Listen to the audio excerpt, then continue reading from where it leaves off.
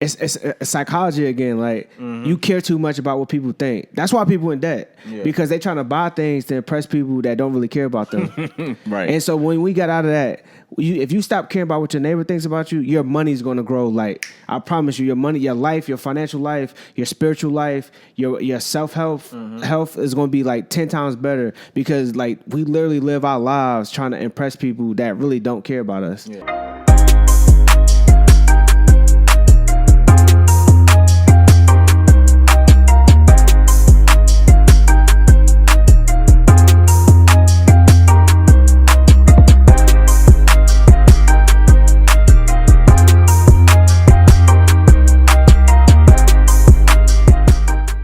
Yo, what's up, everybody? Welcome to another episode of Walk with Drew. My name is Drew Muzan, joined alongside a special guest, like a family member, basically. Technically family. And we found that out, like, I want to say more than 10 years. Yeah. It was like 15 years ago. But yeah, Will Thomas, financial expert, just family. Thank you for joining me, man. I'm glad to be here. Yeah. So we're going to talk, as you can see from the title, we're talking about everything from wealth to black wealth, how to build wealth. And I've seen Will's work. Will has a book out. You have a book out now called Wealth Over Riches, supporting the t-shirt, copy merch now. You've been for the last couple of years, I've been seeing you kind of passionate, just like about, you know, not only just black wealth and just building wealth in general. Where did your love or your drive for personal finance kind of start? So initially, I always say your relationship with money starts at a young age. So I grew up in New Jersey, where a lot of people don't have money. Like I didn't grow up with money. Shout out Jersey. I know, shout out Jersey. But a lot of people didn't have money. Some of the neighborhoods, North New Jersey is like one of the worst cities in the country. It's like living in a third world country sometimes when you go there and see how the neighborhoods run down. So growing up, like I seen poor. Family is grown up in that. So for me, my initial relationship with money was my mom giving me a $5 allowance. Yeah. And so she would give me my $5. I would take that $5 and we'll go to back in the day with like Blockbuster or like the local home videos, and I'll rent like a Sega Genesis game. Right. So that was my first relationship with money. So the first thing I think is you use money to buy things. And so you get to high school, you start working. So that's a big aspect because when you start working for money, your relationship grows a little bit. You take it more personal. Yeah, you take a little more personal. But the thing is, I was working so I could buy the things, continue to buy things that my mom wouldn't buy me. So that relationship with money is important because once we start getting into the stuff we're going to talk about today, you got to understand the psychology of that. Yeah. And so if your relationship with money is just to make money, to buy money, you're never going to have money. You're never going to be able to build wealth. Right. So the first thing is my biggest thing that we were going to talk about probably today is just like black people and money, our relationship with money. And more importantly, we can kind of go however you want to go with it. But I wanted to get into just like our relationship with these pyramid schemes. Yeah. So it's a funny concept because technically they're illegal, right? Yeah. The thing is, we get caught up because the pyramid scheme uses the same aspects or the same marketing tactics that people, that companies use to get us to buy things. So they show you somebody in $1 million house, $1 million car, and that's what we all want. That like we those all YouTube ads. That's what I'm saying. We all want that, right. And so that's my first relationship. I remember my college roommate. He was selling noni juice. The actual juice was good. Like when you got sick, we'll take a little shot of it, and then like we felt better. But he'll show us these videos of these millionaires with these big houses. So we see that and we're like, oh, we could like if I join this, I could do that. So that's how they get you initially. They're all not bad. So I know one of the big ones that's going around is Forex. Yeah. Forex itself is a tool. Like it's an exchange just like the stock market where you can learn to trade and make money from your phone. The thing is a company that basically sets up a pyramid type scheme around it. They're not a pyramid scheme, but they have a multi-layer, marketing scheme. So you get paid for the people under you. Yeah. So it's a business concept. It looks like a pyramid scheme. So a lot of people are shunned off about it. So I'm not going to really knock it because I believe Forex as a trading skill can be beneficial because I trade stock options on the stock market. So it's a skill that is needed. And I think I'm really starting to set up so I can start educating people more about it because I feel like everybody needs this opportunity to learn how to make money yourself. Because we always learn how to make money for other people or like going to work to make money, spending time to make money instead of letting our money make money. So that's the big thing. But the overall concept of pyramid schemes, I think it's just that enticing of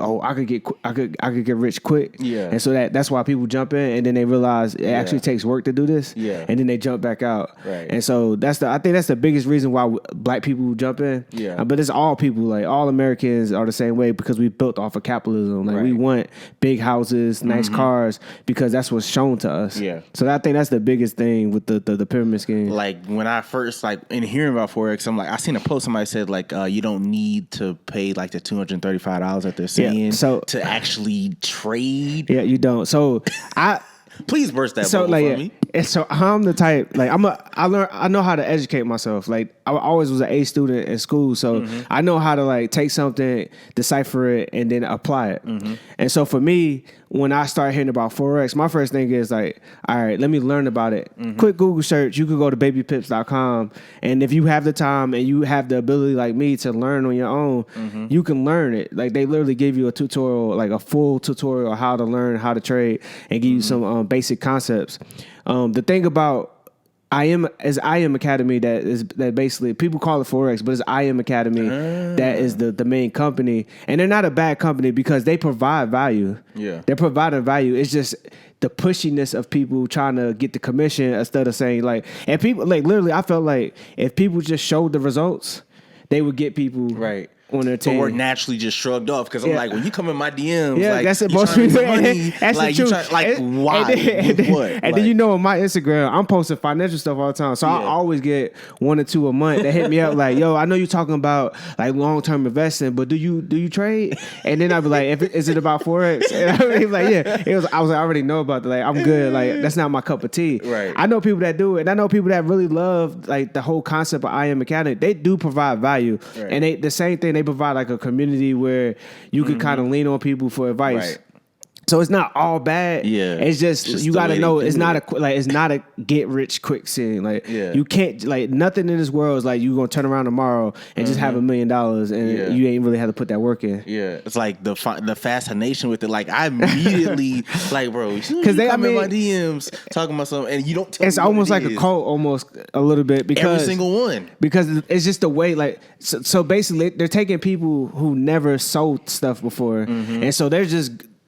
Like just going all in. I never thought about that. Yeah, like people who don't have any training, no tact, in trying to, and no tact, no ease, no gentleness. No people who've never done it before. Like, yo, you're trying to make some money. And then the same thing too when it comes to like the blessing looms. Yeah, like that was popular like early quarantine. Like people were doing that, and it's like, oh, you're trying to make 100. You're trying to give 100 to make 800 or whatever like that. Without putting the work in. That's the thing. Like we want to be able to make money without putting the work in. The same like it's the same concept. Like I didn't want to take it there, but like you think. But I come from an urban neighborhood. I have a lot of family that sold drugs. Right.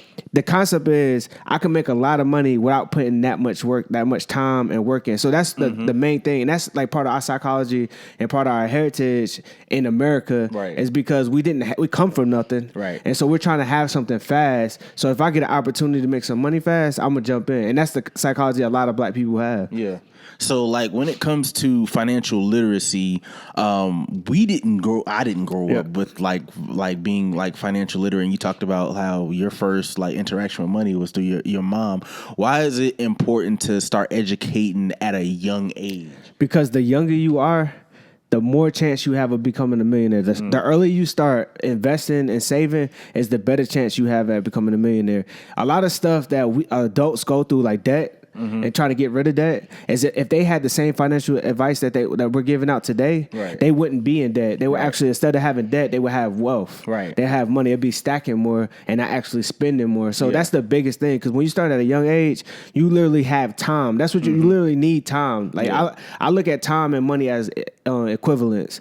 Time is money, money is time, and I try not to trade time for my money, and that's what I'm getting to now. But at a younger age, you need that time to build it. So if you start off like 10 putting up money in the stock market, you got time for that stock to grow. You get to 30, you might retire depending on how much you're putting up. Right. And so that's the biggest thing about a young age. If you get this education at like 10, 15, like you could like literally not work at 30, 40. I've heard stories of like, I read books of people like their grandparents buying them stock options at 5 or 6 years old, and like with like the candy bars, like this is like in the 60s, 50s and 60s, and those stocks being worth hundreds of thousands of dollars now, but it was their grandparents that buying them little stocks then, and then, you know, people buying their kids. Now you're seeing the trend now with people buying their kids land and being land in their name and starting LLCs in their name. What advice would you give to even to your daughter? What advice do you plan on giving her at a young age about money? And so the first thing is money is infinite. Yeah. Like if you want to make money, you can make money. It's just the mindset that you got to have. A lot of us think like we have to go to a job to make money. Or if I lose my job, the first thing I do is find another job. Right. Versus like taking what you can do with your God-given ability and trying to figure out a way how to monetize it. Because that's the real way. Like that's the real freedom. And so that's the first thing. Like if you want to work a job, it's perfectly fine. But I want you to know that it's possible to make money without spending time. So do you slam 9 to 5s or no? I got a 9 to 5, right? I'm not leaving it. I got benefits. And then the thing, that's the big thing, because like you'll see it on Instagram. It's the entrepreneurial culture now. Right. Everybody wants to be an entrepreneur. For one, most people are not entrepreneurs. They're self-employees. Like you're self-employed to yourself, and you're literally a slave to your job. You're still a slave to your job. Break that down, so, because entrepreneurs, people who flip businesses and start new businesses. Facts. Most people are self-employees. So like that's the first thing.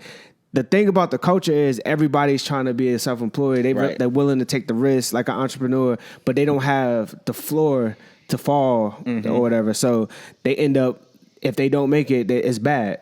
And so my biggest thing is use your 9 to 5 to your ability. Like the same way money is a tool, your job is a tool. And so you got to get to the point where you're making enough money to where you could use it to benefit you and your long-term goals. Right. And so I have a job. I love my benefits. I know if I quit my job to do certain things, I wouldn't be able to live the lifestyle that I want to live. My job provides that lifestyle, so I'm good. And so that's the biggest thing. You got to understand, if you don't like your job, you got to understand really what you want to do or figure out how to make money, because it doesn't have to be all about passion. Most people say when you go to work for yourself, you got to be super passionate about it. No, you just got to be super passionate about making the money from that thing. Right. And if you are, you're gonna make it, especially if you got a 9 to 5, because you got a ceiling now. You got something that's holding you up, and you just got to put the time and work in to make the other thing pop. Yeah, like that's what I'm like in my mind. I'm like, okay, I'm trying to use my 9 to 5 to fund all of this. It paid for all the cameras and everything like that. So like my whole idea is like, okay, eventually it'll build up enough to where I'll be able to leave it, but I still need something to start. Like I was just telling the homie last night, I'm just like my whole goal in trying to like before, like when I wrote my first book and all this other stuff was like, okay, I need a job. Yeah. Once I get the job, now I can start thinking about, okay, how do I get out of long term? Okay, how do I leave? And that's because we don't come for money. Yeah. Like we don't have parents giving us $50,000-$100,000 that we can live off until our idea pops or whatever. So that's the biggest thing. You need a floor, because like if you don't have a floor, the pressure to actually make it is so much higher. And so like if you just quit your job and went out and like, yo, I'm just gonna do this full time, and you don't start making money, then you start making risk and start doing dumb stuff, and then next thing you know, you're in $100,000 in debt. Yeah. And so that's the thing. You need a floor, and you need that that ability to jump. And so when you land, you got a safe landing or whatever. Yeah. So going back to like, what would you teach your daughter? You said money is infinite. You have any other points with that? Yeah, so the second thing I would teach her is that I want you to be respectful of money. Like, don't abuse the money. Like, understand that, I like nice things. I want a Maserati one day, but do I need a Maserati? And what's more important? Because I travel a lot. And so when I travel, I get humbled because you go to these different countries. Yeah. And it's people like, you think our projects is bad? Like, this is nice side of the country, and it's still a little run down. Or like, I went one place, and literally on the way to the hotel, you got a mom with a baby on the back of a moped. Like, that's crazy. And so like we don't see stuff like here, and so we always think like, again, America and capitalism, we think like everybody needs money, needs money, but it's people out here really poor in this world. And so that's the biggest thing for me. Don't be disrespectful with the money. After that, you just got to figure out what you want to do with life. And that's what I'm trying to provide her. Now I'm trying to provide her that floor so she can do what she really want. I didn't have that for her, so I had to go out and get it. And I went to college and I put the work in to create the lifestyle that I wanted. But that's the biggest thing. Like, I still want her to go to college, but like, you don't have to. You could go work for yourself, but I still want you to go experience what I experienced, because college was like one of the four best years of my life almost. But talking about college, like my mindset on college has kind of changed, and that's just because of student debt. The debt. But then not only the debt, but just like the system after the fact. They tell you, okay, go to college to be able to get a job, but then you don't get a job. Like, I have an MBA and I have an undergrad, and I'm not making what an MBA should be making. You know what I'm saying? I actually wrote a blog post on this, and I never posted it. College is an investment. So so going back, like, with money, we talked about a relationship. Right. Our initial relationship with money is, I get money, I spend it. I get money to buy things I want. And so the psychology to get to building wealth, and I talk about this in my book, Heavy, is you got to change your mindset from I get money to spend it to I get money to invest it. And so you got to become an investor. And so everything, like, you got to look at money like that, and the things that make money, you got to look at that as investment. Your 9 to 5 in this investment into what you want to do to be a creative. Right. That's an investment. You putting in the time at work so you can get some money out of it, so you can do the things that you really want. Right. College is the same thing. And so when you go to college, we didn't get taught this. We got pushed to go to college because it was the college wave. Right. Everybody needs to go to college to get a job. And so it kind of it's getting a bad knock now. I still love college, but you got to use it as investment. Right. If you come from a family, you don't have a scholarship, and you're trying to go out of state school, it's a bad idea. Right. Like, go to CPCC, go to your local community college, do your 2 years there because it's dumb cheap. Then when you figure out, all right, what I really want to do, or if you get straight A's there, you might get an opportunity at getting a scholarship at the college, but you got to use it like an investment. Right. And the money that I'm spending in this college degree going to pan out 10 years from now, 20 years from now. But nobody's thinking about that. Like, I didn't even think about, like, in terms of, like, because nobody's thinking about it like money. In terms of, like, what I wanted to do, like, communications, I shouldn't have went to Wingate. I didn't get into the schools I wanted to. I should have, like you said, I should have went to, or at least went to Wingate for a year, or maybe something cheaper, something else, and cheaper, and got the good grades, and then transferred to the places where communications is popping, because Wingate didn't have a communications department like that. I think it's about the stigma too. Like, if I go to CPCC, I'm not doing nothing with my life. I'm still at home. But, like, and that's what robbed me. 10 years from now, are you going to be up over the people that went to Yale? I mean, not Yale, but, like, the people that went to UNC. Oh no, I'm saying somebody went out of state, and then they come back with like $100,000 in debt, got the same job you got. Who up now? Like, it's a stigma, because literally I didn't when I was coming up in 2011 going out of college, I looked at the people that were not in college, not bad, but like, y'all not doing nothing. Like, oh, we going to school, like, you know what I'm saying? But now I'm like, go get a job. Go get, if you can get a full-time job at 18 with benefits that pays 0 to 1 year. That's 0 to 1 years of experience. And there's jobs out here that make 18 plus an hour, and like, you can go work at Duke. They'll train you how to be a linesman, and you can have that job for 30, 40 years and retire with benefits, and back in the day, a pension. But the biggest, like, going back to the whole stigma thing, is like, it's psychology again. Like, you care too much about what people think. That's why people in debt, because they trying to buy things to impress people that don't really care about them. And so when we got out of that, if you stop caring about what your neighbor thinks about you, your money's going to grow. Like, I promise you, your money, your life, your financial life, your spiritual life, your self-health health is going to be like 10 times better, because, like, we literally live our lives trying to impress people that really don't care about us. Social media, like, that's what social media is, trying to impress people that don't really care about us. And so we putting on this show, not going to CPCC, collecting all this debt, then get out of school, and it's like, dang, why did I go? Right. And then you don't, like, that's when it didn't hit me until I was trying to find a job. Sally Mae is knocking at my door like, yo, you got to get where these loan payments at. You can only forego for so long. But then it's like, it didn't smack you in the face until you're trying to find a job. And the degree that you found, the degree that you paid for $90,000 for, it's like, okay, well, can I get this job I was back? in the same boat, but I was a little bit more, I guess I've been financially a little savvy now that I think about it. I thought it just came to me like recent years, but I got a full scholarship to Winston State. I was a straight A student. the stigma, and a lot of people like I went to summer programs with, they went to these big schools like Duke, Harvard, a couple of liberal art schools in the Midwest, the Howards of the world. I went to the small HBCU. Right. I knew my mom couldn't afford for me to go to college. I knew that I didn't want to go to debt to go to college. I took my full ride.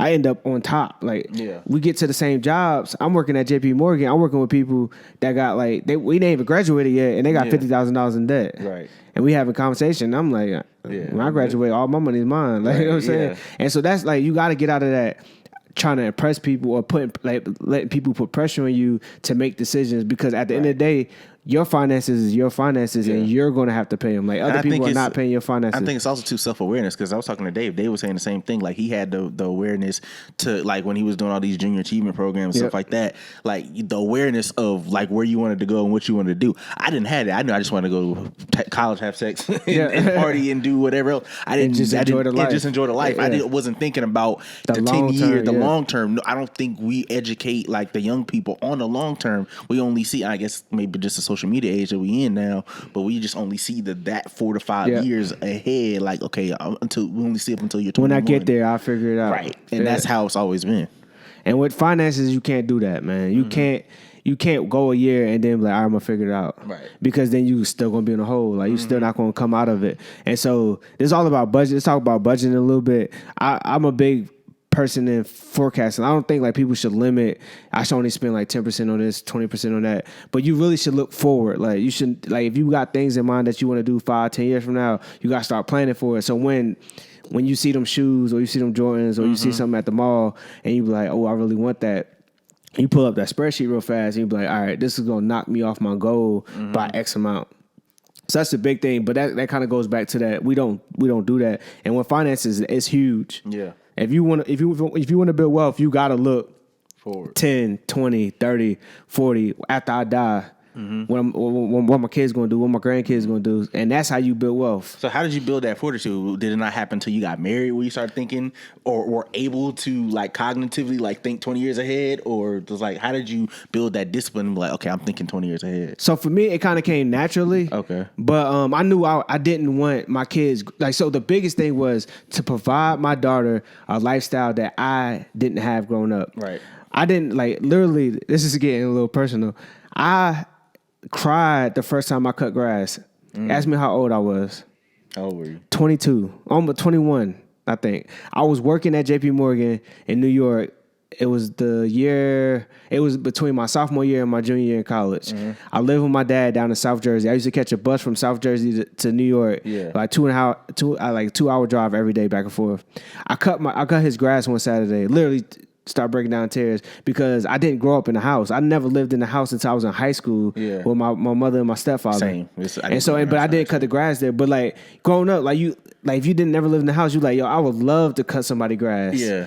Never, like, I grew up in apartment buildings, right, like other people's houses. I just never had the opportunity to cut grass. So I'm 21, like crying because I'm cutting my dad's grass, because like I wanted to do this growing up. Yeah. And so for me, I just like, yo, when my daughter's born, we in the house. We in the, like, that's my whole thing was not having debt, being in the house, being ready to provide her a lifestyle that I just didn't have. So that was my biggest drive to help me educate myself on the things that I needed to build wealth.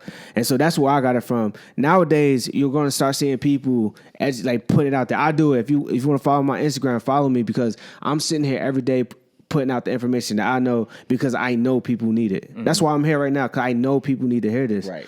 So on one of your videos you posted on your Instagram, you said that black people are either too risky or too scared with money. Could you kind of explain both sides of that for me? So that kind of go back to like the blessing loom stuff. Yeah. Right. Like, we're willing to risk it all for $1 million. Like, we're willing to risk a lot. Like, literally, like, my brother's in jail because he wanted to make as much money as he could in a short amount of time, so he could be a millionaire. Right. And so that's how most black people is. That's why most black people in the urban areas sell drugs, because they're trying to get there as fast as possible.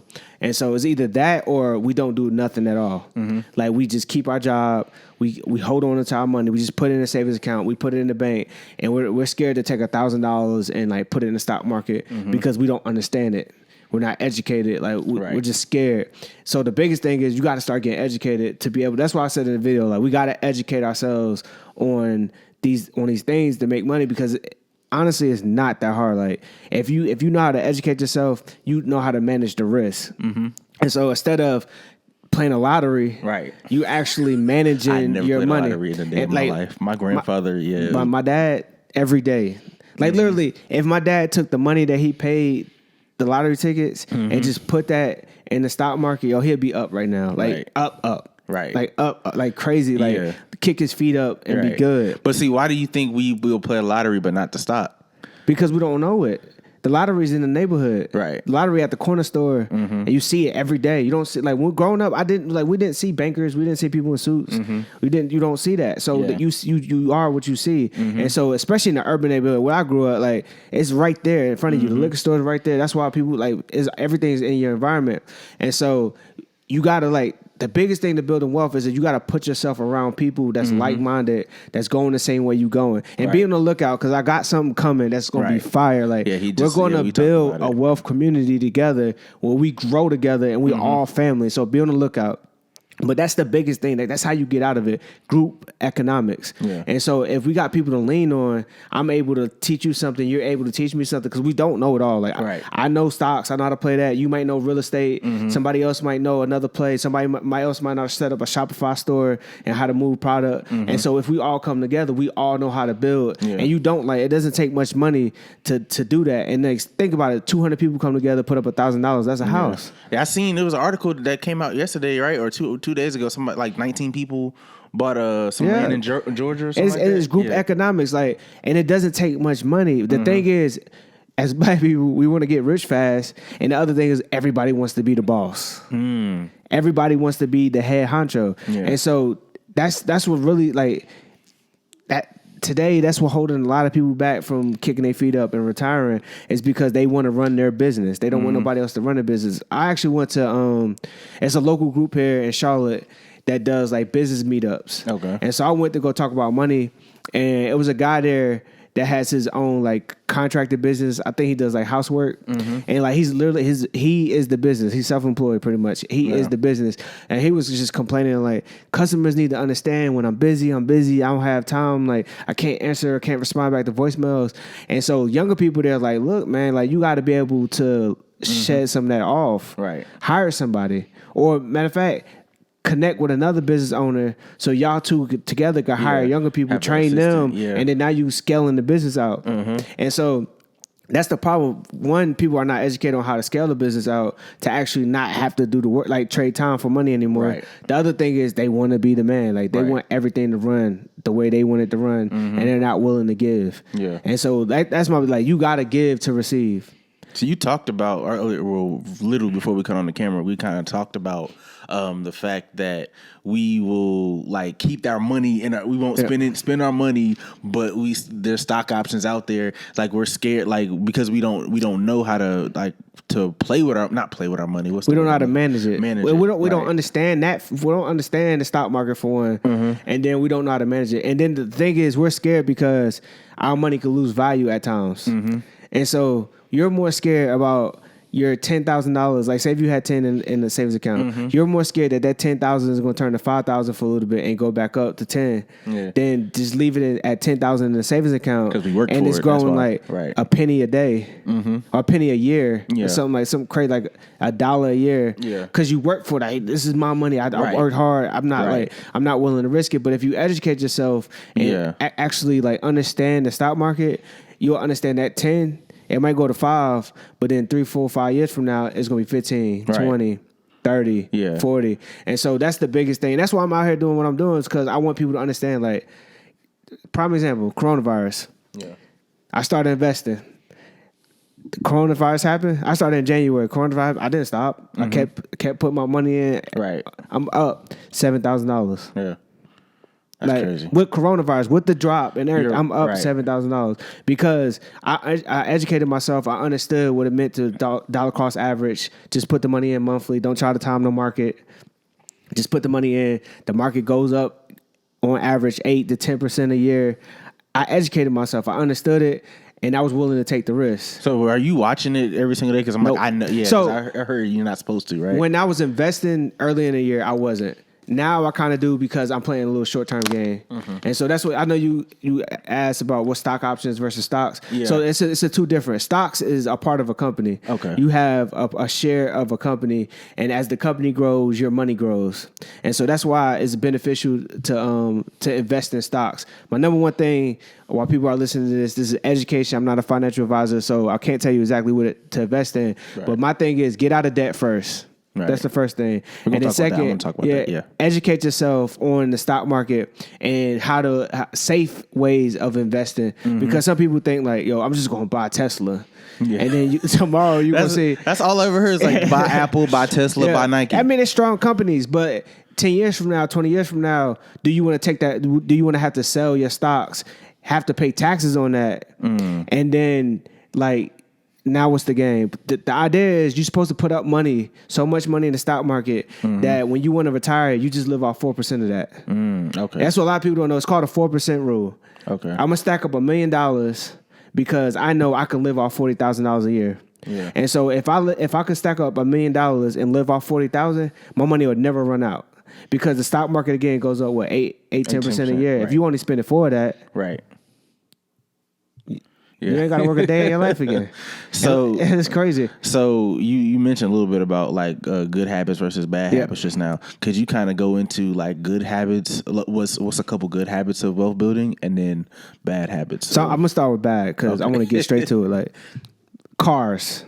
Okay. Number one, like I'm gonna talk. I'm not gonna make you. I'm not gonna shun you. I'm not gonna shun you. Or like I'm not trying to. I'm gonna talk about myself. Right. First thing I did out of college, I had a Jeep. I literally probably could have paid that Jeep off in a year. Right. Because my mom helped me the year before. I got it the year before my senior year. She helped me purchase that car. My payment was like $2 something. Yeah. I literally worked over the summer and paid my whole payments for the whole senior year. Okay. And so when I got out of college, that car had it was a Kia Sportage. It had a little glitch in it, like computer glitch, and it kept cutting off on me. I took it to the shop. It got fixed. When I went to go pick it up, I seen the new Sorrento, the bigger Jeep. Still a Kia. Like it's not even like I'm buying a Mercedes or nothing. Like it's still a Kia. So I guess it's somewhat economically financial savvy. But they're like, yo, that junk, I want that. Like I don't want my little Jeep. I want the big Jeep. I call myself being a grown up. Yeah. Going there, I got finagled. I ain't even gonna lie. Like I'm not even gonna hold you. I'm not even going to the whole spill. I got finagled. Thinking going into the car, like this is what a lot of people do when you buy a car. You think, I could afford that monthly. And so if I can afford that monthly, I can afford it. No, you can't. No, you can't. You're killing your wealth. Like you're literally killing your wealth. If you go for a $400 payment, think about what $400 could do in the stock market every month. Yeah, that's a different mindset now. Yeah, and so that's what you got to get to. Payment, so you kind of that's what I'm saying. It's a different mindset. It's a different mindset. And then on top of that, like I didn't even pay the Sorrento off. I started getting a little payment. My salary went up at work. Yeah, got married, so I got 2 incomes. Yeah, I'm like, yo, I want an Audi. Like, I want an A4. I go get the A4. Dang, bro. I want to go get the A4. My payment goes up $200 more. So now think about what I could have did with that extra $200. Right. Not even the whole $200. I was paying $600 of payments. Hell no. A month. Nope. So I'm just like now I'm thinking like, yo, if I had $600 in the stock market, that was probably 5 years ago. I had some bread. Like I had some real money. Some real wealth built up. So that's the kind of mindset I have. And so that's the number one reason why I say don't buy a car. If you buy a car, and then think about it, what is the purpose of a car? And I read this in Hill Harper's book, and I'm kicking myself because I didn't take the advice. He wrote a letter to a young brother. I read it in college. He said, the only way you should get a car is if you paying cash. And he said that car is only going to drive you from point A to point B, and that's it. Yeah. Again, why do we buy nice cars? Because we want to impress people that don't really care. Right. And so, and on top of it, like for me specifically, I don't want to point fingers at people. I don't even wash my cars. Like I'm not a car guy. Like so, why am I going out buying an Audi and just to show So you're saying don't if somebody who needs a car now, like just go get what you can get in cash and that's the type of car get cash and I like So people got twofold of like, well, if I gotta get in cash, that means that's gonna be a cheap car, right? And that means I'm gonna have maintenance, right? And that's so thinking. If you're able to pay that payment, why don't you just stack that payment when maintenance come up, you pay it. I can see it. But then we also don't want to roll down our windows. I know. And put CDs. We want the Bluetooth. I want the Bluetooth.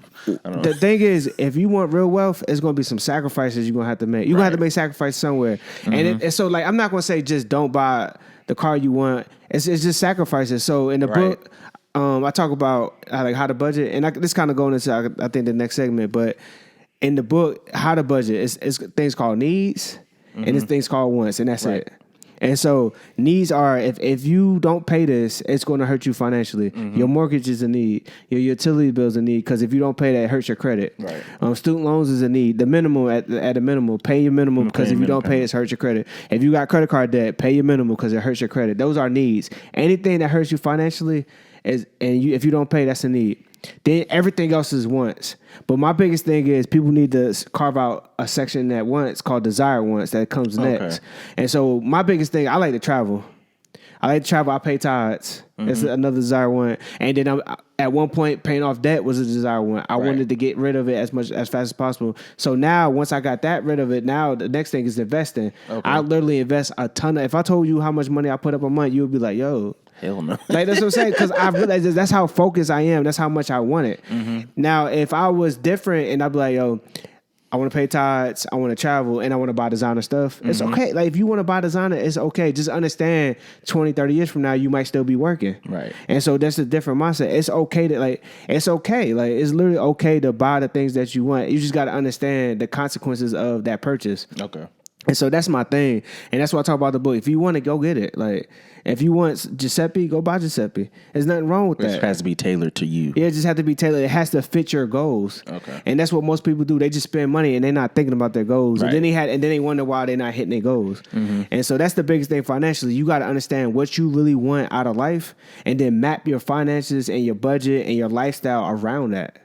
And I mean, once you do that, like, the sky's the limit, bro. I promise you, this year is a game changer for myself. Like, just from like aligning everything together, and then everything I did in the past is all aligned right now. Like, I could sit here and just cry, thank God, bro. Yeah, that's dope. Yeah. So you mentioned debt. Yeah. Now, this Dave Ramsey dude, I'm not gonna get into talking about him specifically, but I know gangs of people that post with their husband and their wife. They post to pay $297,000 off in 3 years. How in the hell do you pay $300,000 off in it kind of goes years? back to like, so the thing about personal finances is everything is personal. Right. Your finances, my finances. So, but the thing is, it's possible. It's very possible. So that's realistic. It's realistic. And so the thing is, people are willing, especially like, so I have indifferences about Dave Ramsey. There's nothing wrong. His program works. Right. If you buy 100% into it, it works. Yeah, I'm not talking about him specifically. I'm just talking about because they broadcast. I get it. They hook more people. Yeah. We specifically know somebody that went through the Dave Ramsey program and she paid off like hundreds of thousands of college debt or whatever that she had really fast, like 2 years. But the thing is, most people don't read the story behind it. Yeah. And so that's what the thing is the story behind it. She didn't go out on weekends. Yeah. She literally like shunned friends off, lost friends because she was like, "Yo, I'm not going out. Like, this is bigger than that." And it goes back to your desire wants. What do you really want out of life? Right. And once you align that, everything has to shut down. And so for me, I understood, like, when I was paying off my debt and my wife's debt, like, I got married. I ain't had no debt when I got married. Yeah. She had $30,000 in college debt, in grad school debt. Right. So I married that. Yeah. Her junk was like, "Yo, we're going to pay this off I want to pay this off in 2 years." Yeah. I'm like, all right. I mapped it out to where we could try to pay it off in 2 years. But when I got tired at work, I told you I like to travel. So I gotta get out. Like, I gotta get out of the country. I gotta I gotta decompress. So like that's gonna get pushed back a little bit. And so the sacrifices, you literally gotta make sacrifices. But you gotta understand. That's the thing about forecasting. Again, once you if you really want to do something, just understand that it's gonna push it out a little bit more. Most people that follow Dave Ramsey and what I talk about in my book is, you don't know when you're gonna die. Like you could sit here and try to pay off $200,000 in debt in 2 years and then die tomorrow. And you just let's say die like 2 months, 3 months from now, and you just wasn't happy. You wasn't living, doing the things that was fun. So that's why I kind of carve out that section of desire wants and understand that if you have more desire wants, the farther out your debt is going to be paid off. Right. But if you want to build wealth, you need to get rid of that debt as fast as possible. You have to put an emphasis on it. Word. Excuse me. You gotta put an emphasis on it. Okay. Six figures. Like I make six figures. Right. Okay. When you making six figures, it's very you can read articles. Like I'm gonna tell you, Google one of these articles out here. After this is you got people that make six figures that live in these big cities and think they're poor because of the lifestyle that they live. And like literally, that's why I said you can't.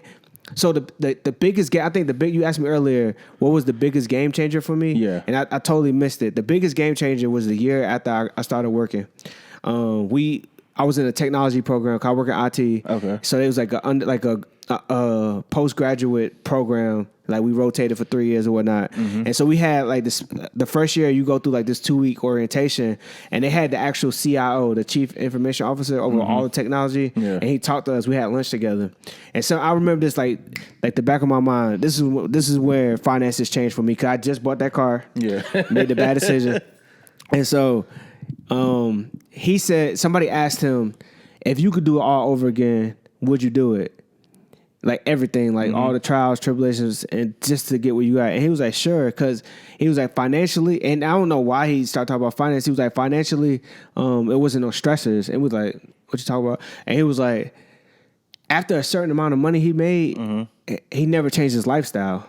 And so this same guy is driving like a 96 Honda Accord, making like probably $300,000 a year. That's crazy. Because he understood like all that other stuff don't matter.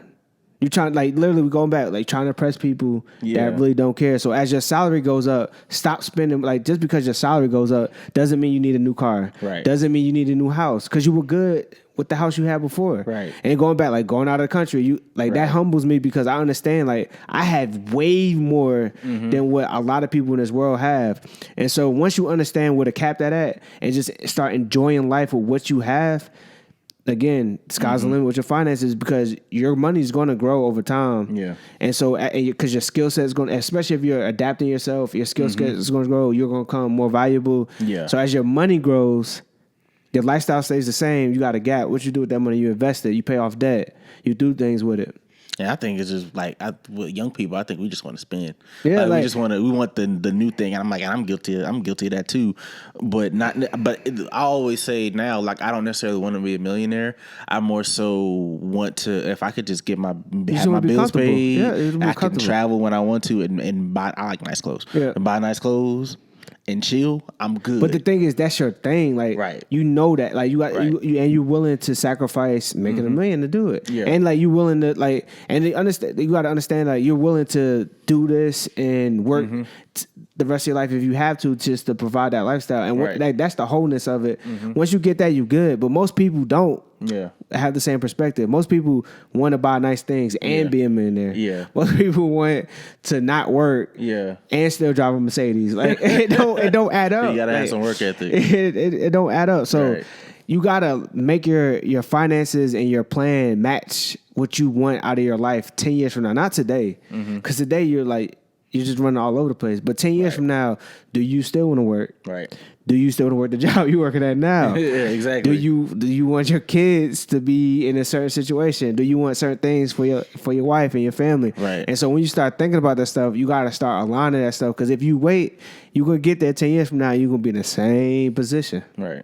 So, like, I think you kind of mentioned it, but like, what systems and what kind of practices have we implemented as Black people that kind of have set us on this route? I know systemic racism has a lot to do with our money, money issues, but like, as far as what we can own up to, what type of systems and practices have we kind of input? So this is a great question, because we already know about redlining and all that stuff that kind of hinder us. But now it's like, with that, we got to take responsibility and look in the mirror. Right. This is going to be a big one. So I'm not knocking hip hop, but the culture itself for our age has damaged us. Okay. Because some people think they literally made it mainstream to hold Black people back. Like, we don't gotta put redlining in place. Just let hip hop do it, because it's going to hurt them. Right. And people really have that perspective. I'm not going to go that far and say that. I'm just going to say the culture in itself is not conducive to the majority of Black people coming up. Right. It still perpetuates that get money quick scheme because you got these rappers, they get a deal in 2-3 years. Well, they put some work in, they finally get the deal pop. A lot of people just seen them, so they think they just are overnight success. Right. That's one. The other thing is they're showing stuff in their videos that they really don't own. Yeah. That's the other thing. Rented. And so they're showing you a lifestyle. Even MTV Cribs, like now you look at the data from the back of the day, none of them owned them houses. They didn't own them cars, nothing. Yeah. But when I was growing up, I thought like Hot Boys had all them cars in the video. Like all the chains, bling bling, all that stuff. You think they have all that stuff. They don't. Yeah. Baby did. Yeah. And then you get all the reports now that he was robbing them. Like that's crazy. These kids was making him all this money and he wasn't paying them. So like it's a different mindset. Like, but growing up, hip hop, that's what hip hop taught us. Like, work hard and you could get paid. Mm-hmm. And so, and then on top of it is the get rich quick. And then on top of it, a lot of drug dealers became hip hop artists. Mm-hmm. And so now they're mixing that drug culture they're mixing drug culture with hip hop. And so, as for a whole unit of black people in urban areas, it's not a good look. It's not what we need to come up as a whole. Not knocking it, because I listen to hip hop. I grew up off hip hop, but it has to take some responsibility. The cool thing is you have people like J. Cole and you have Lil Baby now trying to like mix in that financial education. Right. Or you got people probably didn't see the interview with Black Youngster talk about the houses he got. Yeah, I saw that. And how he didn't understand the word he said, but I get what he or was like how he lower costs to get them rebuilt by hiring crackheads. Yeah. Like that's money. Like that's what the young kids need to hear. Right. But we didn't hear that growing up. We hear like Jay-Z, his whole career to now was all about drug culture and businessmen and shining. But now he on top. He's starting to understand the role he played, and he's starting to give back. Yeah. People not listening because he old, or he he's deemed. Oh, I think you wrote that on Facebook. Wow, was that you that wrote? Why in hip hop?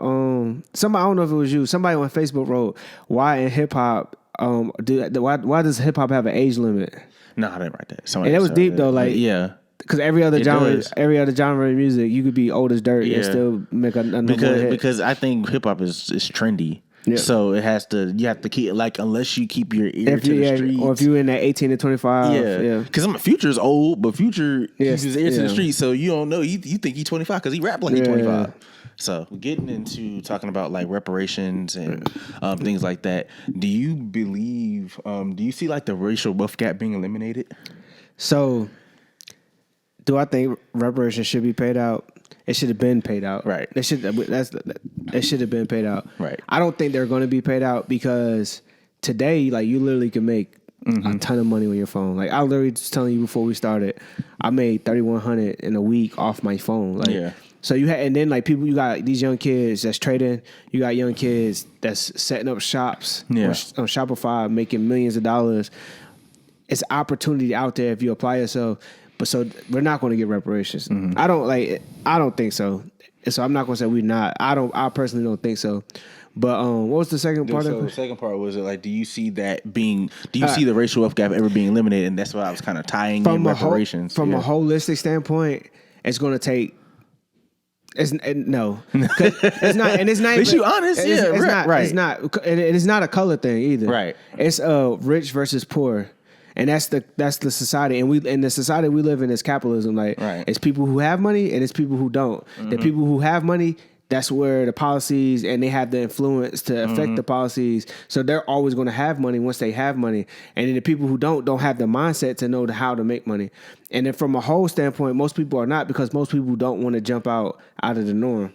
And so it's going to be, and we kind of go back to like, somebody asked me, how can you make it and somebody else can't make it? For one, we used to be 3/5 of a person. So that's one. I'm one of the 2/5. And then Jay-Z's the other 1/5, the one really on top. Yeah. All my cousins in jail, still in the hood, they the 3/5 because the system was made to hold 3/5 back because they labeled us as 3/5 of a person. They need 3/5. Like they want to control. If we could control the 3/5, the other two not gonna go back and get them because they happy not to be the 3/5. And so that's why I'm here educated, because I'm trying to pull one of those 3/5 out, because the other two are not, like, people don't want to, like, we have a crowd mentality. Like, we follow the crowd. So if we got to break out of the crowd, it's only going to be certain people that break out of that mentality.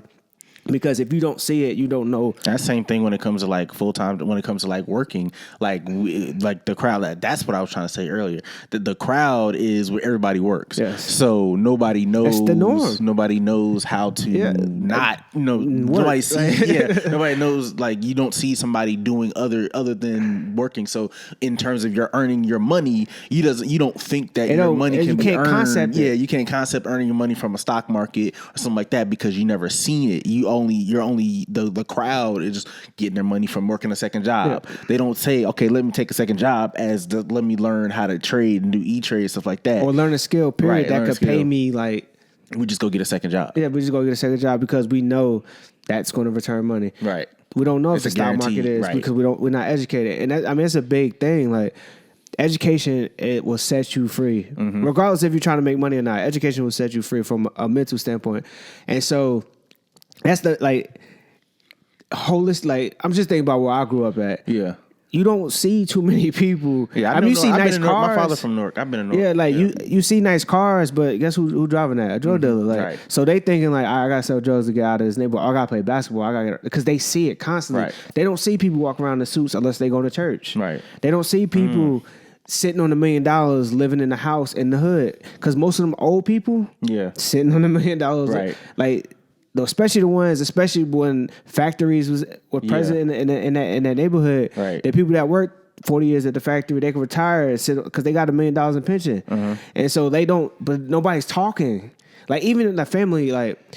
Growing up, people that had money didn't talk that like they might give us good gifts during Christmas, but they wasn't sitting down having conversations. Like they're not educating us. Like yo, if you do this will happen. I think it's on both sides of because I think the other side is stubborn too. Because I've been I've been like known situations like that too. It's just like the stubbornness, like oh you think you're too good for us, but then on the other side it's just like I want to help you. You're not gonna listen. Right. And so that's why like I don't really care on my Instagram like.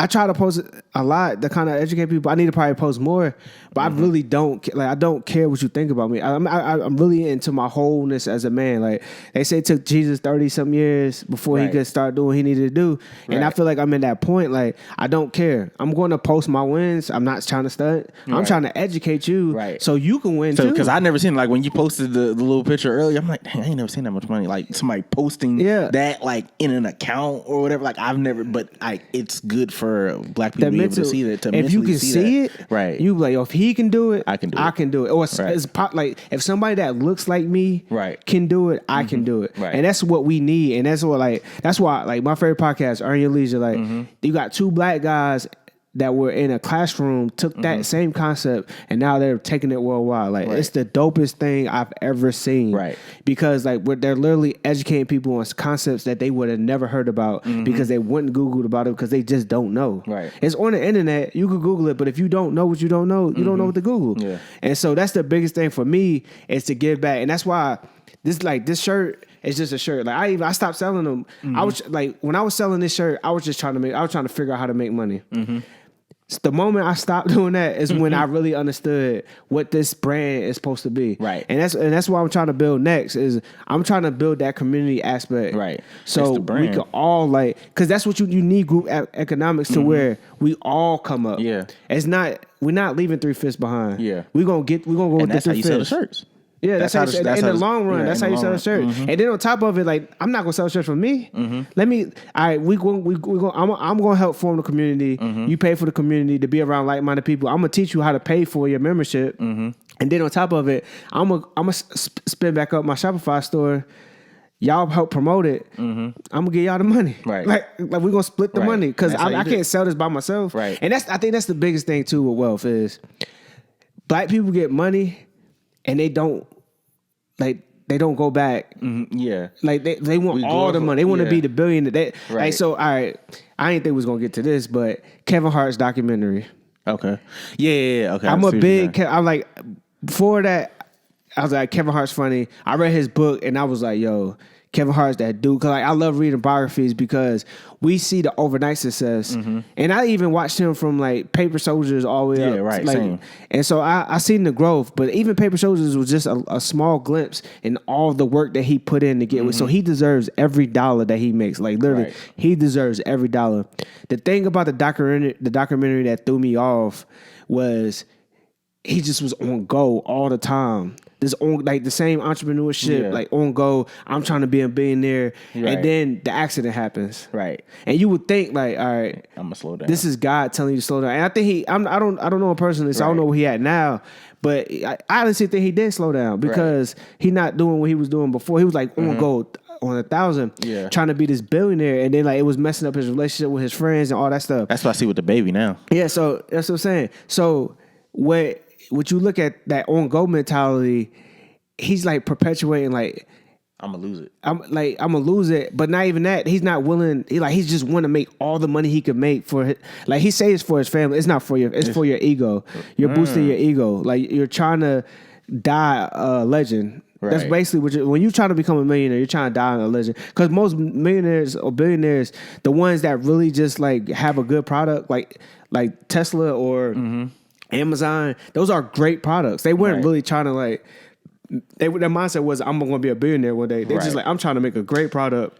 Yeah, it just so happened to return the favor on them. And so the idea of trying to like we idolize billionaires and millionaires. Yeah.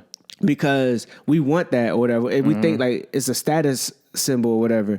But these guys, like a lot of times, some people help. Like I'm not like, even Kevin Hart, he put his team on. But think about if he be like, yo, all I need is $350 million, and after that, or like so I don't know how much he might probably be up at 300. Say even say he got like hundreds of millions. Say if he said all I need is $25 million to really live the lifestyle I want to live. Right.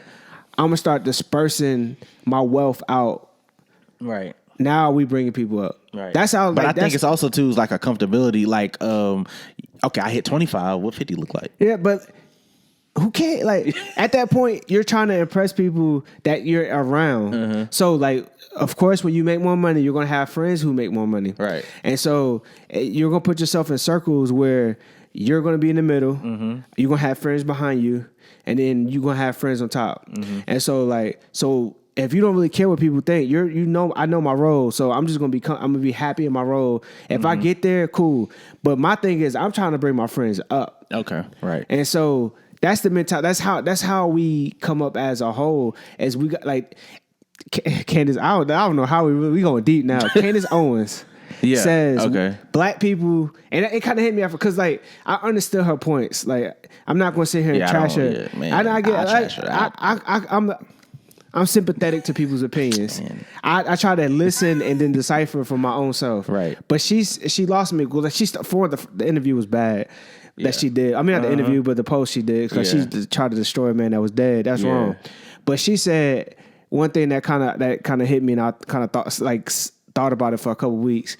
She said black people are the only culture or like ethnicity that we have to help people that's below us. And I'm like, yo, I never thought of you never really thought about that. Like, but then you like, that's dumb because Chinese people look out for Chinese people. Right. Like Chinese American people look out for Chinese American people. Hispanics definitely work together. Like, I just don't think you see it in white culture a lot. Just don't, white culture you don't because I mean, we're America. Everybody's out for themselves. Yeah. And so a lot of black people are starting to take that mentality like, well, I can't help everybody. I can only help me. Yeah. A lot of Christian black people are taking that mentality. Facts. But like, we're both Christian, so we can talk about like, as a Christian, I'm already blessed. Yeah. So why do I need to have $10 million for my family and my cousins living in an apartment and can't pay their rent? Like it doesn't add up. It doesn't add up. And so like you got like it's okay to want $1 million. It's okay to want 300 whatever. It's okay to want $1 billion. That's you. But like for me, I really care about I care about that 3/5 because that like hit me this week. Like we're really 3/5. Like when he got shot. And I was talking to the group chat. We were really 3/5 of a person at one point in this country, and they like.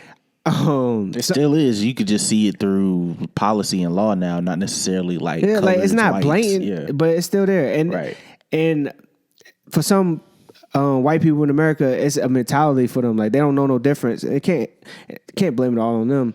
But I seen a post from somebody from a church that we used to go to that said black privilege, where you get basically you get heroicized for being a victim, or you become the victim when you're a villain or whatever, right? And so like I get where they were coming from, because most people like George Floyd, they made him like the superhero, and then it dies off. I get that concept, but the thing that bothered me was in the comments of the person who really posted it. Yeah, he's like this Republican black spokesperson. Yeah, and so you got all these white people in the comments. Yeah, just like. Yeah, they play the victim. For one, we generalize too much. Everybody does. Like we generalize too much. We gotta stop generalizing. The other thing was they play the victim. Has it been 150 years since they haven't been slaves? No, like this stuff just doesn't go away. It's a psychology. And that's one thing in church, we don't deal with the psychology. They just think God's gonna provide. No, you gotta pray, you gotta talk, we gotta open up the book. We can't just go to church and pray and think everything's gonna go away. Okay. Yeah. Even with finances, you have like money has to stop being a stigma in households. Ooh, let's get on the tithe. This the dopest. The dopest. Are we get there? We get there. Hold on. All right, we can talk about it. Yeah, I want to talk about that. I got some opinions on that. Hold on. Yeah, go ahead. Money has to stop being a stigma in households. Like Thanksgiving. Money. We want to talk about money. Because there's a family problem. There's family problems, and then people start arguing because that's what people think when we start talking about money. We're gonna start arguing because people jealous. No, we need to start talking about money. Right. So if I know how to make money, I could teach you how to make money. Having classes or something. I could teach my cousin how to make money, and we did that last Thanksgiving. My father-in-law is he's very well off money wise. He used to work at IBM. At one point, he was at the same level as Tim Cook, the CEO of Apple. Okay. And so he was off. He decided to quit, and he wanted to do business coaching. His kids have made some not so good decisions, being that that's their dad. With me, like it kind of throws me off because I grew up different. Like I don't have that same family aspect. So I'm like, yo, if I had him as a father, I would have been like way more off than I was. And so what I noticed was, he tried to lead by example. Some people just need to get told. And so what we did was, me and him together, after Thanksgiving, we had a financial brunch where we like literally went through and like the same stuff in my book. Like we went through this stuff, and it was dope. But you think like everybody, like from a person like me and a person like him, that we go through this, you think it's common sense. You think people know this. You think if I do it, they'll do it. No, like most people are not really paying attention to your life. They think about their own stuff. Right. And so that's the big thing about education, is like we got to like educate our own family. And I think that's the huge thing. Like money has to stop being a stigma. We need to talk about money everywhere we go. That's facts. But now, I know. This is the real one. So speaking of in church culture, we've been looked at how we grew up in church culture. The only way to get blessed was through tithing. That's a lie. The only way but Christians, we don't, our financial system is either the 401k, because some people they're working, and tithing. Yeah. And that's it. We don't think about stock. We don't talk about that outside money. It's just how to tithing. make a quick play to make money and stuff like that, or how to start a business. Or you have people in church like I can't remember his last name. That had a business. He had the detailing. When we grew up, he had a detailing business. He was probably a millionaire, and but he kind of brought people. He kind of helped grab some people work for him. But I don't think that he taught them the business aspects of it. He just showed them, like, he tried to lead by example. But we need to start really like getting in the grind, teaching people how to do stuff. But as far as church, stop calling it tithing. Like that's one. Like it's an offering. Right. I already know it's the new covenant whole thing. Right. It's not really tithing. We got tricked, and like, sorry people, churches tricked you into try to make you feel like or feel guilty about paying 10%. Well, really, Jesus wants you just to be a cheerful giver. That's your only duty with your money as a Christian, is to be a cheerful giver. Right. It doesn't necessarily mean giving to a church. If you give to the poor, you're doing your job as a Christian. If you're living below your means and you're blessing other people, you are doing your job as a Christian. And I believe in that. And I'm not going to even give to the poor, right? Yeah, even to the poor. I give my offering. Yeah. And I like, one thing I like about my church was, when I first started going there, is like you don't see people standing up to give a tithe. Mm-hmm. That's one way to make somebody feel guilty about not giving to church. Is to make them stand up in the line in front of everybody and give a tithe. Right. And it's because if you don't stand up, how do you feel? Yeah. You feel guilty, and then you get. Or like, does the connection to God not really? And then you get called if you don't stand up. And then before the people stand up, you get called a God robber. Right. Yep. Mm-hmm. That already. And then the other thing is. I was actually going to do a course on this, and I felt God say, "Nah, it's not time. It's not time yet." And then on top of it, like, it just so happened, like everything that was going on, and then I got educated more. Like, I did my research first, and even talked to Kanan a little bit about my research. Shout out Kanan. And then, it just didn't feel right. And then. Some more. I watched another video about tithing, like what it really meant, and they broke it down. So I was just like, I'm just gonna leave that alone because like that ain't my job to fight the church or whatever. So that's not what God wants. So I stopped that. Right. But I'm a big believer, and we talk about debt payoff, and because a lot of people in the church are not wealthy. Mm-hmm. We giving our money to, especially a church. If that church is one thing, like if it's a Baptist church and is run by an organization, is a business aspect of it. Right. That church is getting dispersed out into like different units. Entity it's not a private entity, but a lot of these churches, or like even the church I go to, it's pretty much like a small group of people who started the church, so they own the church. Like we're built, we're feeding into the wealth. The good thing I like about it at my church is they show us the finances. Mm-hmm. And a lot of churches don't. You like how many churches are open up their finance book and say, "Here, this is where we spend the money at." Not a lot of churches. Right. But if you get your money there, you don't know where that money going. You don't know how that money's being spent. But my biggest thing is when it comes to debt and wealth is you're not. It's going back to investment mentality. When you give money to a church, you're not giving money to a church. You're investing your money into God's kingdom. That's one. Mm-hmm. The other thing is you're using that church as a vehicle. Mm-hmm. If you don't feel like that church is the right vehicle or they're not using your money the right way, you don't need to give that money to that church. You need to give your money to a church that is using your money for God's kingdom and for what you feel like is beneficial for the long run of God's kingdom. If you're giving money to a church, they don't line with your own personal views, you're a dummy. Like it's real. I think even the pastors say that. Like most pastors say, if you're giving money to this church and you don't really believe in the church, why are you giving the money? Right. So that's one. The other thing is like makes us lazy. I feel like it's the 10% thing, right? You got to give 10%. You don't have to give. You just got to be a cheerful giver and live below your means. Even in the Bible, like the initial tithe was to help people who are poor. If you're below the poverty line, you shouldn't be paying money to a church. Like that's dumb. Like for one, you're already living. Right. You're barely. You're not even living paycheck to paycheck. You're living paycheck to no check. Yeah. Like, but then you get condemned. And you get condemned because you got to give your 10% to God. You got to give that little bit you have and first. You don't want to be a God robber. And then you don't want to be a God robber. You don't like. You feel bad. No, this is your last $20. You need to make sure you're covered first. Right. Then on top of it, need to build up some safety net so that you can be a cheerful giver. Mm-hmm. But then that's called faith. Like even if you did give your last 20, okay, you're walking in faith. But I'm like, no, you're being stupid. You're being manipulated. Like literally, you're being manipulated. But like, so like if I thought about going to money coaching, it might be the long term goal. Mm-hmm. If I could get rid of my job, I might do money coaching. But if I had to be a Christian money coach, if I had a Christian client, and they'd be like, "Hey man, look, this is my budget.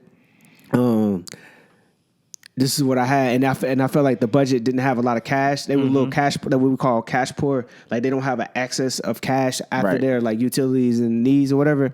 I would say, "Hey, look, man, you don't need to get 10%. You need to give 5 to your bank account and 5 to your.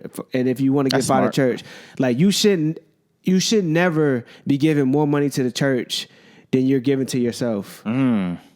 This is my opinion. And when I say give to yourself, I'm not saying buying things, buying car, getting a car, it's getting like a pay house. Yourself, that I'm saying yourself thing, building wealth. Like you should be saving 10% and giving 10%. Right. You should be investing 10% and giving 10%. Because if not, you're just getting manipulated by a pastor whose wealth is growing. Mm-hmm. Because people don't really understand that aspect. When they die, they're passing on $1 million church to their kids. Right. Or to the next person. Mm-hmm. This not like these churches are made. Then on top of it, they don't pay taxes. Mm-hmm. The pastor doesn't have to pay tax on none of that money you give to him. So their wealth is already building way more than yours, substantially. Because you think 10% is not a lot. You think 35% in taxes is not a lot.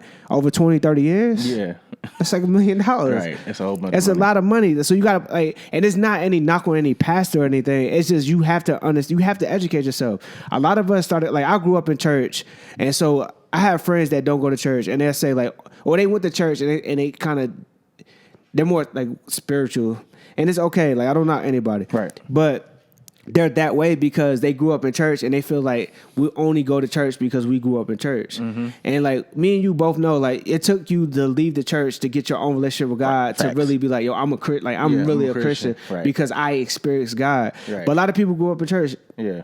And they don't. They just do it because they were told to do it. Like even my mom, like if she's watching this, I'm sorry, but like she became a Christian. She might experience God, but it comes to a point where you have to still educate yourself. Right. Do you know how the Bible was put together? Mm-hmm. If you're a Christian and you don't know how the Bible was put together, why? Like you literally could get questioned to why you're a Christian. Yeah, and you don't even know the history behind it, especially as a black Christian. Yeah, in a country where they use the Bible to hinder us or to make us feel bad or to beat us.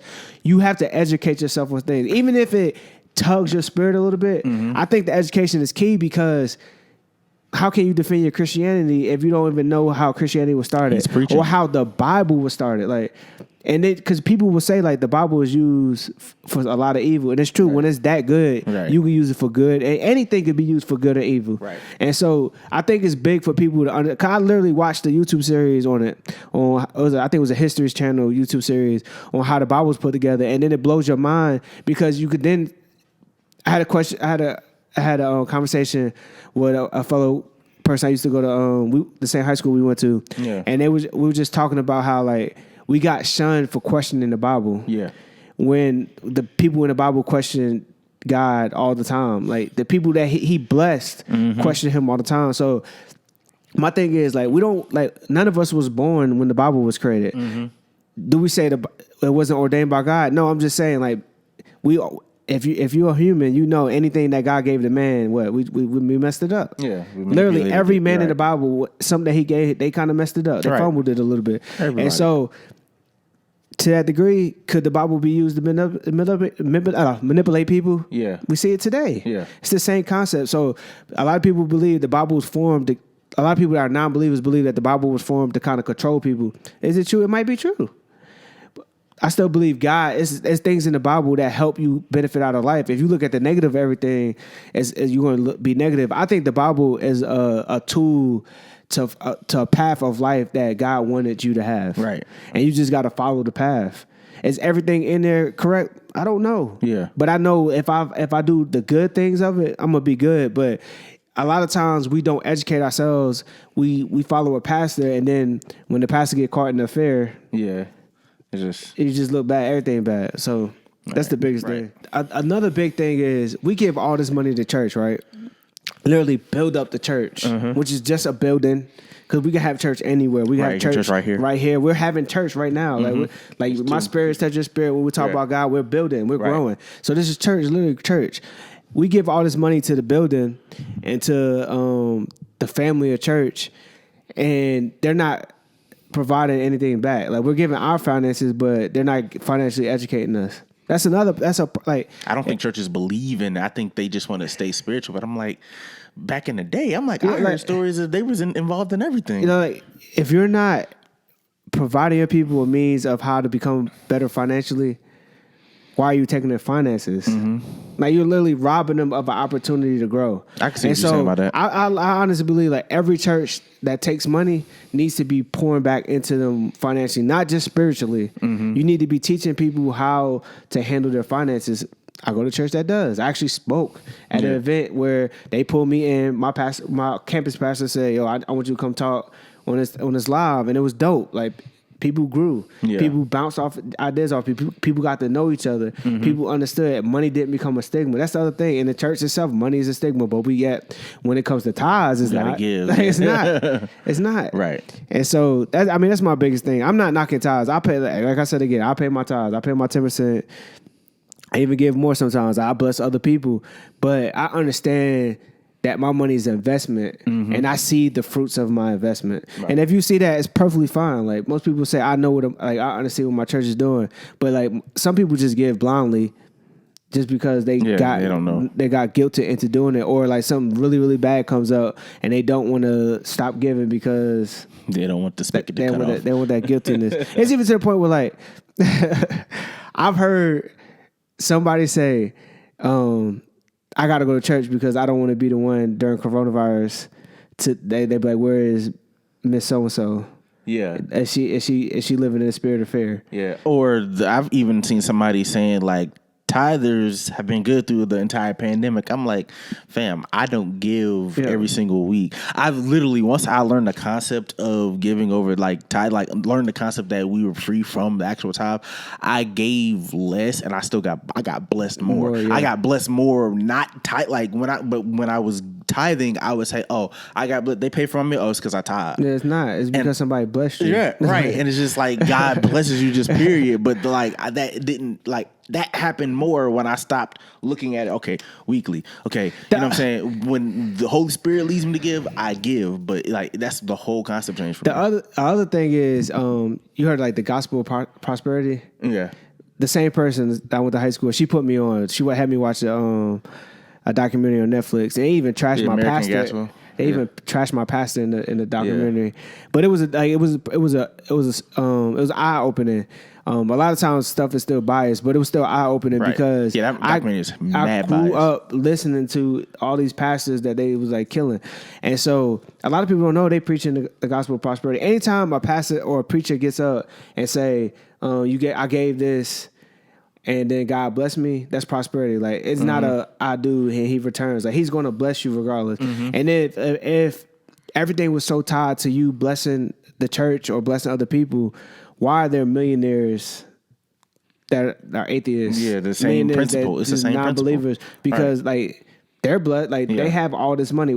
We gotta stop labeling blessing around money, like that. And a lot of churches do that because they want your money. Yeah. Like they want to, or that's just where like we're nearsighted in terms of what prosperity is. We only see prosperity as financial. We don't necessarily see prosperity of soul. It's health, right? You're able to live to 70. That's a blessing, right? Especially like we just found out Chadwick Boseman died. Like he's 42, right? Bro, he probably saved more black people by doing Black Panther than I can do when any of these talks about money. Like, right. And he died early. And so like literally to live is a blessing. Yeah. And so like we gotta, I don't want to go too deep. We'll wrap it up. Yeah. My last question for you is like for a black person that has no prior experience when it comes to like building wealth or financial literacy, where do we start? Go get my books. I was playing. There's a little plug. Wealth Over Riches on Amazon.com. Will Thomas, the author. Now, I was just playing. You gotta, for one, I would say. So it's the same kind of concept when people say if you want to be a successful business owner. One, educate. You gotta start learning how to educate yourself. Right. Like we have the biggest tool. Like we literally could pull out our phone and Google. Like Google is a lifesaver. That's one. You have to have the will to want to see your life different. Right. Once you get like I think that should be number one. Like once you have that will to say I want to be a millionaire, I would do anything to be a millionaire. You're like the odds are you might become a millionaire. Way more than you just sitting around thinking that you're gonna work this $15 an hour job and really build something. Build some money. The other thing is you got to put yourself around like-minded people. That's another plug for what I'm trying to do with the wealth thing. But this is real though. And this is why I'm doing it. You got to put yourself around like-minded people. Because when you have questions, you're able to go to a friend to ask a question like, yo, what do you think I should do with this? You think I should do this? And then like, that's like literally, I think I am where I am because I've done that with every life decision I've made. I went to a friend that didn't have much experience. I went to a friend that did. I went to my father-in-law. I went to an aunt, uncle. Because I want to bounce it around, get different perspectives on how they would handle it, so I can form the decision myself. But if I didn't have that circle, I wouldn't know what to do. I would just be doing the same thing over and over again and failing.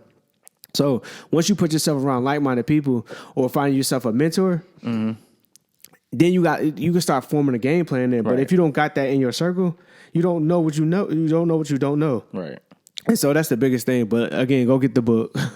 And then like, okay, so as far as like resources to become, so besides your book, like getting into Robinhood, like should we get into Robinhood? Should we get into like what's a good like? I talk a lot about that in the book, so I'm gonna try to recap it real fast. So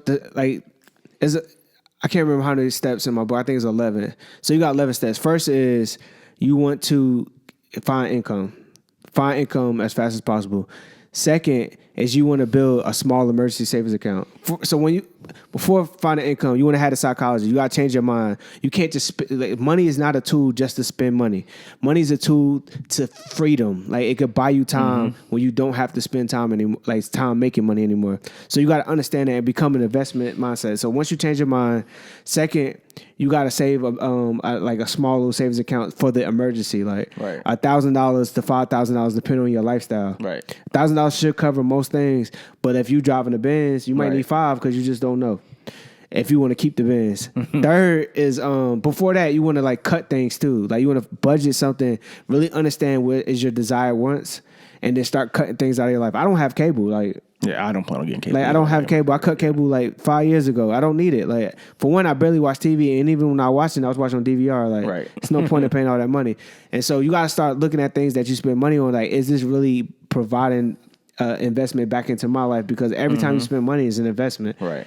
You watching cable, is it really benefit? Like if it's making you happy, it's an investment. You happy, watch, pay for it. Right. And so that's the thing. But you got to start cutting things off that's not being beneficial to your life, and that's going to help you save that money.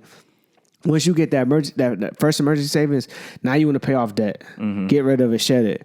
Once you pay off debt, now you can come back and you can stack up another emergency savings for like job loss if you work a job, or if you have a business. So you know if you have tough times like coronavirus, you have some cash. You're not cash poor, and so that's the next thing. After that, like, and when I say pay off debt, you don't necessarily have to pay off your house. Yeah. Because your house, like... small debts, credit cards. Credit cards, consumer debt, student loans, things that are not killing... like because there's something that's good debt, right? There's like... it's good debt. So businesses is good debt because you are... like, honestly, outside your house, the only debt you should have is things that will provide more money in the long run.